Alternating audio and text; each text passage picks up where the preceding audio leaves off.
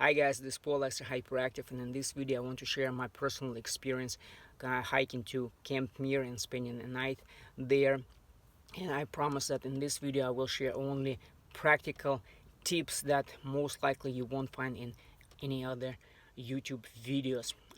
In August 2024, me and my son went to Camp Muir. It was my third time. The first two times I actually climbed Mt Rainier. I summited the first time and failed the second time. And in summer 2024, in August 2024, myself and my son, we went for a trip to Camp Muir, and in this video I want to share the tips. I also have another video where you can actually get the visual experience of that amazing adventure. Feel free to check it out, but in this video only the practical tips that will help you prepare for this amazing hike. So tip number one is when to go for that hike. Even though it's mostly year-round destination, the best time to climb to Camp Muir is definitely in the summer, mid-July to the end of August. Even though my second time when I was climbing Mt Rainier, we did it in late May, and it was also nice weather all the way to Camp Muir, but just keep in mind that if you are hiking early in summer or late in the spring, you will be spending most of the time hiking in the snow, so be ready for that. But other than that, you can do it pretty much year-round, weather dependent of course, and that's why definitely before going make sure that you check the weather and you have at least 2-3 days when it's nice and sunny and no clouds. And another tip is definitely call ahead to get all the information that you need before your trip. And the reason for that is that in the summer of 2024, it was the first time, from what I know, when they introduced the reservation system at Paradise in National Park, when you have to make a reservation before you arrive to the gate, and if you don't have that reservation they will literally turn you away. It costs about I think $2.50, but you must have it before you arrive to the gate, and it's on top of another $30 entrance fee to get into the park. And that's why another practical tip is drive there the night before your hike. This way not only you won't need a reservation, but you won't even have to pay that entrance fee, and most importantly there won't be any traffic to drive to Paradise at Mt Rainier National Park, and you will have plenty of space, plenty of parking to spend the night. Before you arrive to the main parking lot at Paradise, there's an overnight parking lot on your left where you can safely and most importantly for absolutely free spend the night. Even if you didn't pay the entrance fee, even if you didn't have the reservation, nobody is going to check it, so you can absolutely have an amazing experience for practically free. And another tip that I want to give you is make sure that before you go to Camp Muir, to Paradise, you have your backcountry permit. You need that when you get to Camp Muir. Again, it's kind of important because there is a park ranger at Camp Muir who walks around and actually checks for those permits. That permit is free. You just need to get it at the office when you arrive at the park. And again, if you arrived at the park the night before, you will have a good night's sleep. You'll wake up and have great coffee or breakfast with beautiful views of Mt Rainier, and you'll have plenty of time to go to the office early in the morning and get that permit. It's not really very important because it's not like the ranger will ask you to go down to get that permit. I didn't know about that because the first two times when I was at Camp Muir, I was a part of the climbing party and we paid for the climbing permit, which was at that time like $50. So we didn't have to have that permit. But if you're just hiking and spending the night, you will need that backcountry permit, which, as I said, it's from what I know is free, but you need to have it to spend the night at Camp Muir.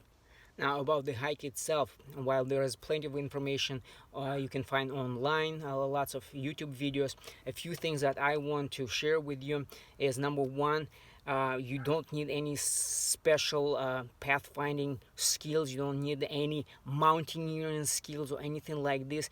This is a very strenuous hike, but it's still very doable for anybody in good physical shape. It's pretty straightforward. Like I said, the description of the hike is everywhere. As long as you make it to panorama view through the Skyway Trail, make sure that you stick to the left to the so-called Pebble Creek Trail, which lead you straight to the snowfield, and then it's just the straight hike to the top. Again, you won't need any navigation skills, anything, any mountaineering skills or anything. You just start climbing up, so don't worry about any of that. Like I said, it's very easy and very doable for anybody in good physical shape. Now a few words about the gear. Again, if you're into hiking, backpacking, chances are you already have everything that you need, and as I've just said, you don't need any mountaineering, any special gear for this particular climb. More than that, you don't even need crampons or an axe. It's not like you're gonna be hiking, climbing past Mt Rainier.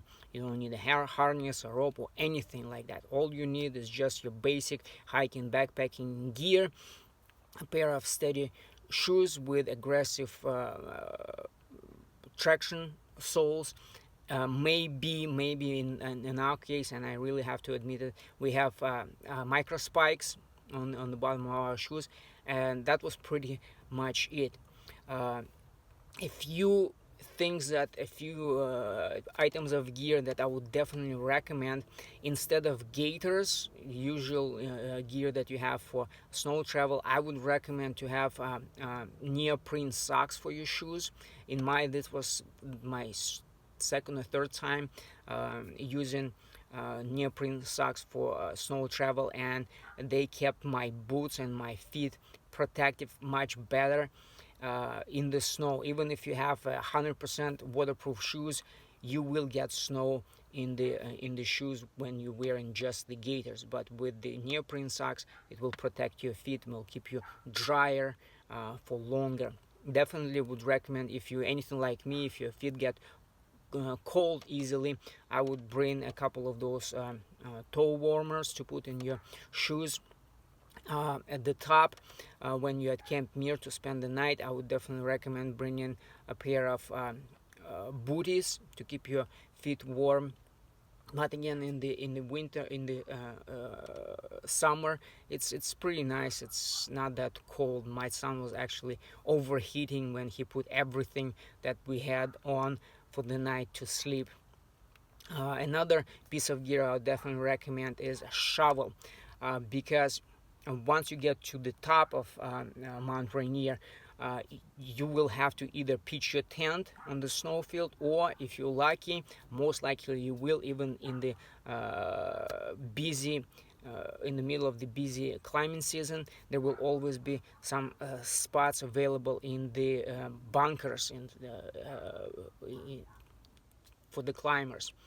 You can just put your backpack and your inflatable mattress in there and spend the night. Most of those people are gone in the middle of the night or late in the evening, so you'll have the entire house for yourself. And again, it's free. You don't need any reservations. But if it's full, then you will have to pitch a tent in the snow, and for that you will need to have a shovel to clear the space. We were lucky to have the space that somebody already had cleared for us before. And there are two spots you can pitch the tent. You can pitch the tent right there at Camp Muir, or if it's full and you don't see, like, you can find a spot, you can continue climbing up, which climbing rangers might not be happy about. They're really concerned about anybody traveling beyond Camp Muir without harnessing and roping up and experiencing mountaineering. But it's not that bad. Like, if you have to pitch your tent, you just go up there and you'll have more flat spaces there. Also, don't forget to bring your snow stakes for your tent, because the very first time I went there with just regular stakes, and my tent almost flew away in the middle of the night. And even if you're lucky to have mild wind in the middle of the winter, you still have to be prepared. So you really want to make sure that your tent is set up nice and sturdy. Other than that, I would definitely recommend bringing sunglasses, lip balm, lots of sunscreen, or another option is wearing a long sleeve hoodie or a round hat to protect your ears and neck from the sun. The sun is very unforgiving there, on your face, on your skin, on your lips. When I was climbing Mount Rainier the first time, I didn't apply lip balm too much, and my lips just absolutely blew up and were covered with all this, disgusting burns from the snow. So definitely take care of that. Another piece of gear I would recommend bringing is an emergency blanket. Not only you can use it to put it under your, even if you have an insulated winterproof sleeping pad, it's still nice to have some kind of a protection for your sleeping pad underneath. But you also can use that emergency blanket on the way down when you're sliding down. Again, if you don't know what I'm talking about, I think it's called glass seating or something like that. But you can watch the video again that I posted from our trip and see how my son used emergency blanket and an axe to do that fun activity. Another thing that I would recommend bringing is a pair of earplugs and maybe a blind, eye blind, to put on your face, sleeping mask. Because if you're spending the night over there, there will be a lot of traffic in the middle of the night, late in the night. Some people start climbing around 11 p.m., others at 1, 2 a.m., which is called alpine start. So you will hear a lot of noise outside of your tent. So I definitely recommend bringing earplugs, sleeping mask, maybe if you have hard time falling asleep, some sleeping pills, or good old booze and weed. In my case, it helped me.